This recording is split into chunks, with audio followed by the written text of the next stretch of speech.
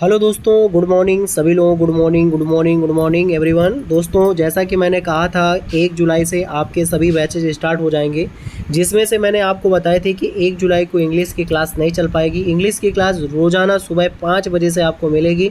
आप सभी साथियों को ब्रह्म मुहूर्त में बैठ करके ही अध्ययन करना है। हिंदी और इंग्लिश का ब्रह्म मुहूर्त में आप जितना ज़्यादा पढ़ेंगे उतना ज़्यादा तैयार होता है दोस्तों। तो ब्रह्म मुहूर्त का समय 5:05 से 30 तक हम इंग्लिश की क्लास रोज़ाना ग्रहण करेंगे और इसके बाद में 5:30 से लेकर के 6 बजे तक हिंदी की क्लास पढ़ेंगे दोस्तों। बाकी क्लासेस शाम को अपने समय 4 बजे से निर्धारित हैं, वो अपनी आप जो है शेड्यूल पर, टाइम टेबल शेड्यूल पर जा कर के कम्युनिटी में जाकर टेस्ट देख लें। जाके आपके सामने कम्युनिटी में इसकी सूचना दे दी गई है। चलिए दोस्तों, देखते हैं आज का जो चैप्टर है। ये क्लास 12th और फर्स्ट ईयर है, मतलब 11 और 12, क्लास 11 और क्लास 12 दोनों क्लासों के लिए होगा दोस्तों।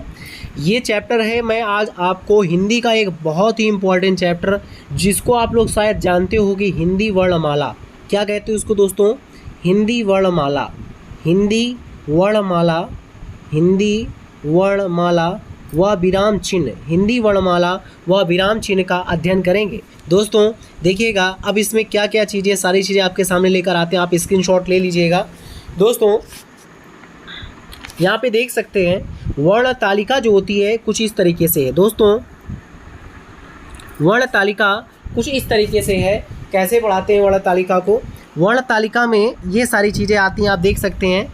एक होता है वर्ण तालिका में स्वर और एक होता है व्यंजन दोस्तों। स्वर में कौन कौन सी चीज़ें आती हैं और व्यंजन में कौन कौन सी चीज़ें आती हैं उसको देखते हैं। यहाँ से जाकर पहले मैं कलर चेंज कर लेता हूँ मार्कर का। यहाँ से मैंने कलर चेंज कर लिया।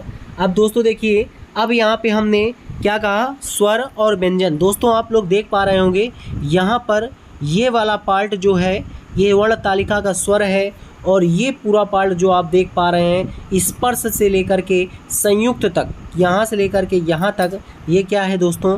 व्यंजन है। क्या है? व्यंजन है। आप सभी साथी जानते होंगे स्वर और व्यंजन।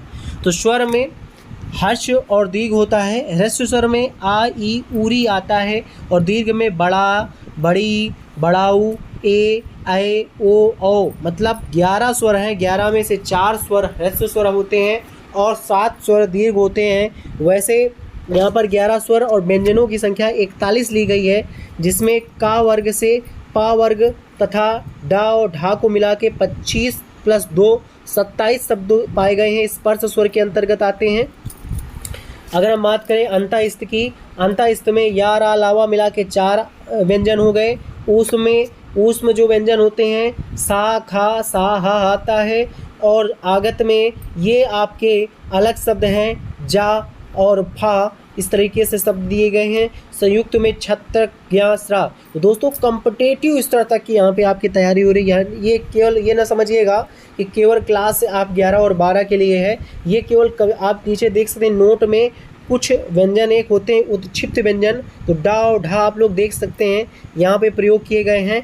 ये उत्क्षिप्त व्यंजन के अंतर्गत आते हैं। और यहाँ मैंने आगत में ज और फा का प्रयोग किया है, ये विदेशी व्यंजन होते हैं। कुल मिलाकर कोई पूछे हिंदी वर्णमाला में कुल कितने वर्ण हैं, तो आपको बताना है कुल 52 वर्ण होते हैं। हिंदी वर्णमाला में कुल 52 वर्ण होते हैं, जिसमें स्वरों की संख्या 11 होती है और व्यंजनों की संख्या 41 होती है। और 41 + 11 करेंगे तो आप साथी समझदार हैं, टोटल कितना होगा दोस्तों? 52 होगा। तो आप लोग उम्मीद करेंगे स्क्रीनशॉट ले रहे होंगे, ले लीजिए स्क्रीनशॉट। आगे चलते हैं। देखिए यहाँ पे मैंने इस तरीके से PDF तैयार की हुई है। स्वरों का वर्गीकरण व उच्चारण स्थान, यहाँ पे देख सकते हैं।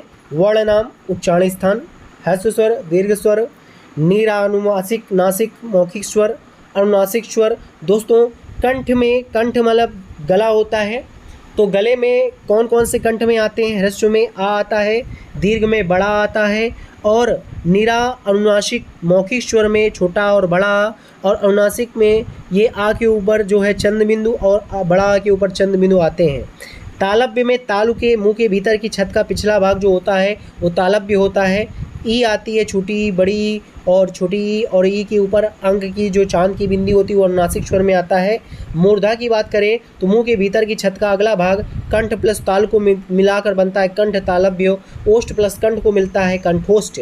तो जो कंठ तालव्य और कंठोष्ठ होते हैं वो मूर्धन्य के अंतर्गत आते हैं, जिसमें री और री के साथ में इसमें तीनों शब्द मिलते हुए ए कामा ए, ओ कामा ओ इसके अंतर्गत आते हैं। और अगर ओष्ठ की बात करें दोस्तों तो ये ओठ के द्वारा बोले जाते हैं, जिसमें ओष्ठ अथवा ओठ बोलते हैं। तो छोटा ऊ जो होता है, आप ऊ बोल के देखिए, ओठ से निकलेगा। बड़ा ऊ भी बोलोगे, आप बोलिए ऊ तो कहाँ से निकल रहा? ओठ को मिलाने से बनता है।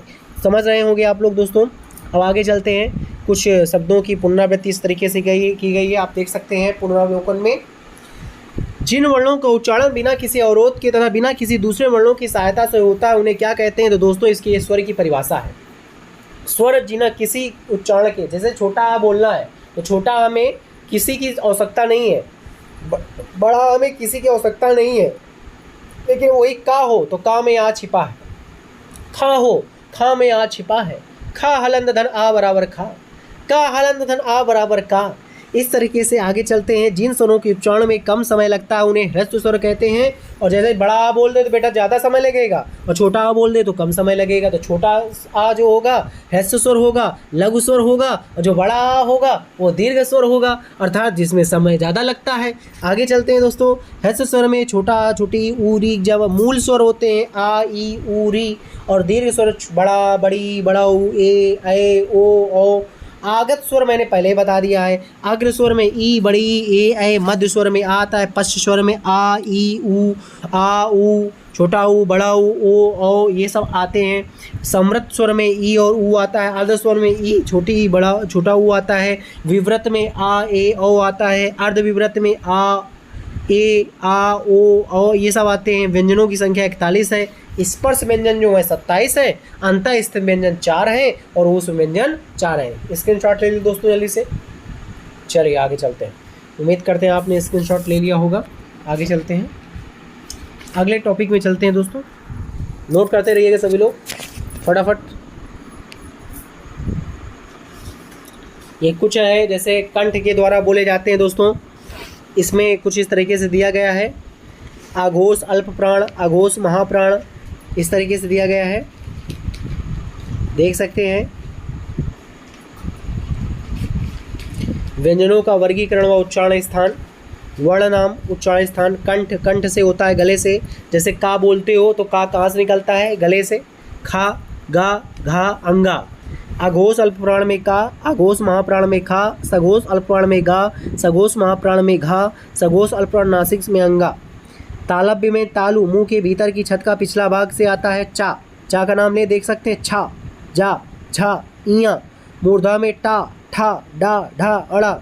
ऊपरी दांत के निकट से ता, था, दा, धा, ना। दोनों ओठों से पा, फा, बा, भा, मा।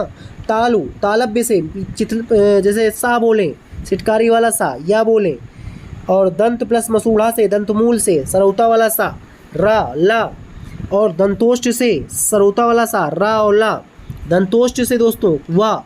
मूर्धा से खड़कोड़ वाला खा, सा जिसको बोलते हैं। स्वर यंत्र में हा आता है, स्वर्ग यंत्री में हा आता है, उच्छिप में डा और ठा आता है। देख सकते हैं दोस्तों। इसका स्क्रीनशॉट ले लें जल्दी से। कहाँ से कौन सी जगह से स्वर निकलता है वो सारी चीज़ें दी गई इसमें। स्वर और व्यंजन की उत्पत्ति कहाँ से हुई है? कंठ से, दांत से, ऊपरी दांत से, ओठ से, मूर्धा से, जीभ से, कहाँ से हुई सबसे क्लियर है। यहाँ पे आप नोट कर सकते हैं बेटा। आयोग व अनुस्वर विसर्ग होते हैं। का स्पर्शी है, खा, गा, गा, जा, फा ये ऊष्म संघर्षी हैं। आगत व्यंजनों की संख्या 2, संयुक्त व्यंजनों की संख्या 4। का वर्ग की ध्वनियाँ का, खा, गा, गा, अंगा। चा वर्ग में चा, छा, जा, जा, इया। टा वर्ग में टा, ठा, डा, डा, आड़ा। ता वर्ग में ता, था, दा, धा, ना। पा वर्ग में पा, फा, बा, वा, मा। अंतःस्थ में यारा, लावा। अर्धस्वर में यावा। और लुंठित व्यंजन रा है। पार्श्विक व्यंजन ला है। ऊष्म संघर्षी व्यंजन सा, खा, सा, हा। उत्क्षिप व्यंजन डा, ढा। आघोष व्यंजन प्रत्यय वर्ग के प्रथम और द्वितीय वर्ण और फा, सा ये होते हैं। संघोष में प्रत्यय वर्ग के तृतीय, चतुर्थ, पंचम वर्ग। डा, ढा, यारा, लावा, हा।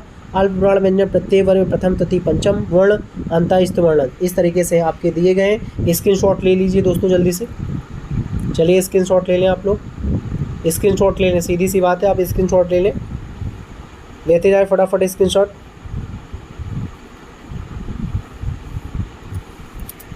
उम्मीद करते हैं आप लोगों ने स्क्रीनशॉट ले लिया होगा। इनको आप नोट्स बना के अच्छे से कंप्लीट कर लेंगे दोस्तों। मैं बोल रहा हूँ ये आपका यहाँ के लिए नहीं, आगे तक के कंपटीशन स्तर तक के लिए है। तो दोस्तों अच्छे से पढ़ाई करिएगा सभी लोग शेयर कर दें, क्लास को फटाफट शेयर करें, अपने मित्रों तक शेयर ज़रूर करें दोस्तों। अगर आप शेयर नहीं करेंगे तो थोड़ा अच्छा नहीं लगता है दोस्तों। जब आप क्लास को शेयर करते हो तो थोड़ा सा अच्छा लगता है। लाइक भी कर दो दोस्तों, और चैनल को अभी तक सब्सक्राइब ना किया हो तो सब्सक्राइब भी कर लो जल्दी से। चलिए आगे चलते हैं, स्क्रीनशॉट ले लें जल्दी से।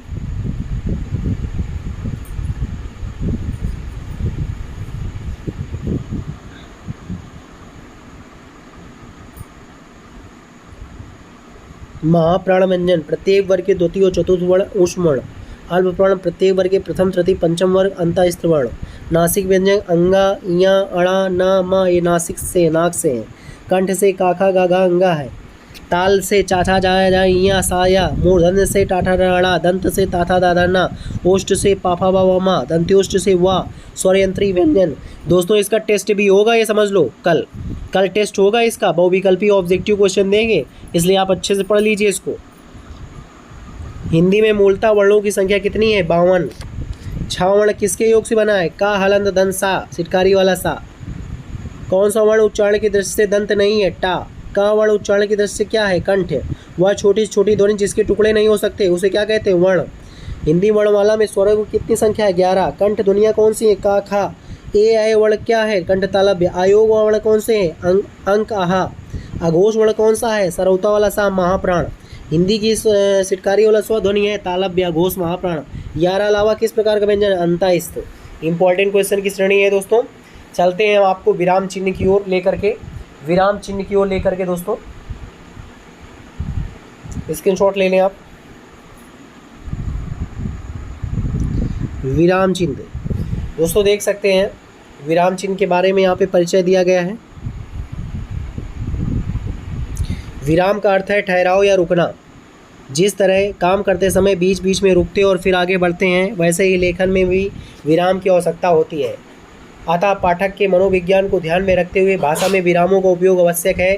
श्री कामता प्रसाद गुरु जी ने विराम चिन्हों को अंग्रेजी से लिया हुआ मानते हैं। वे पूर्ण विराम को छोड़ से सभी विराम चिन्हों को अंग्रेजी से संबंध करते हैं। दोस्तों विराम चिन्हों के वेद श्री कामता प्रसाद गुरु ने विराम चिन्ह 20 बताए हैं। जैसे अल्प विराम है बेटा तो कामा लगा के करते हैं।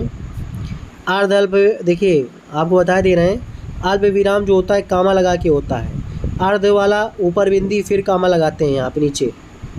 पूर्ण विराम में इस तरीके से होता है। प्रश्न चिन्ह में क्वेश्चन मार्क लगता है। आश्चर्य चिन्ह में इस तरीके से लगता है और इस तरीके से लगता है। आश्चर्य चिन्ह की बात हो गई। आगे बात करें निर्देशांक चिन्ह में डैश लगा के करते हैं। संयोजक चिन्ह, सामासिक चिन्ह, कोष्टक में कई प्रकार के, छोटा कोष्टक, मझिला कोष्टक और बड़ा कोष्टक। और अवतरण चिन्ह का इस चिन्ह ऐसे होता है, ऐसे इधर से यहाँ पे नीचे की ओर बिंदी होती है और इस तरीके से ऊपर से ओर बिंदी होती है। उप विराम में आपके 2 संयोजक चिन्ह बनते हैं इस तरीके से, और विवरण चिन्ह में 2 संयोजक चिन्ह के साथ में इस तरीके से होता है। और आगे इसी तरीके से देख सकते हैं आपका कौन सा है, ये पुनरुक्त सूचक चिन्ह है जिसमें आपने पढ़ा है डायरेक्ट इनडायरेक्ट में इन्वर्टेड कामा, कामा इन्वर्टेड कामा वाला चिन्ह। आगे लघु लाघव, इसमें लाघव चिन्ह में इस तरीके से होता है, 0 के तरीके होता है। लोप चिन्ह में डॉट डॉट डॉट कामा फिर प्लस प्लस करते हैं।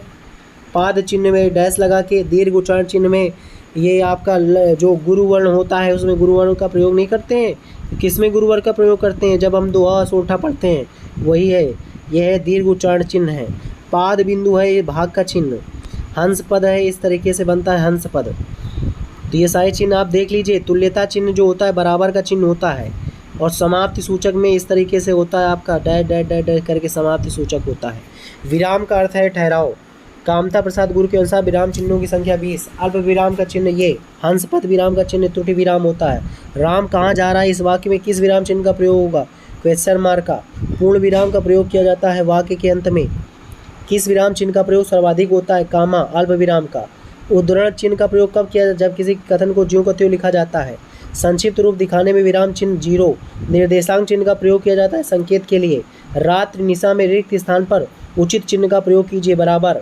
लोप निर्देश का प्रयोग कहाँ किया, जब पूर्ण बात की पुनरुक्ति करनी हो। ठीक है, ये विराम चिन्ह का मतलब हो गया। अब इसकी प्रैक्टिस दोस्तों, 1 प्रश्न 2 प्रश्न 3 प्रश्न आपके सामने हैं। कल हम इसकी प्रैक्टिस कराएंगे आपके सामने। सभी लोग कल तैयार रहें, कल टेस्ट देने के लिए जितना मैंने पढ़ा दिया इसी का कल टेस्ट लेंगे, तो आप लोग तैयार रहें सभी साथी।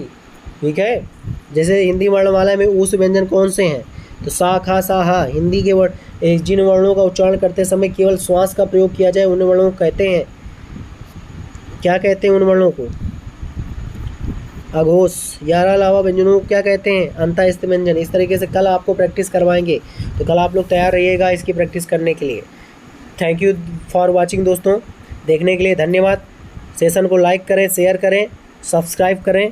दोस्तों आपको ज़्यादा से ज़्यादा दोस्तों तक चर्चा करना है कि अपने चैनल पे Hindi, English, math, physics, chemistry, bio सभी विषयों की क्लासें स्टार्ट हो चुकी हैं। बस आप लोगों को ज़्यादा से ज़्यादा सहयोग और प्यार दिखाना है। देखते हैं कितने साथी हमारी मेहनत को सफल मानते हैं और मेरे साथ में मेरा जो है सपोर्ट करते हैं। दोस्तों देखना है कितने लोग सपोर्ट करेंगे। सभी साथियों को बहुत बहुत धन्यवाद। दोस्तों क्लास को यहीं पे समाप्त करते हैं, मिलते हैं शाम को 4 बजे पुनः। धन्यवाद दोस्तों देखने के लिए सभी साथियों को। जय हिंद, जय भारत दोस्तों।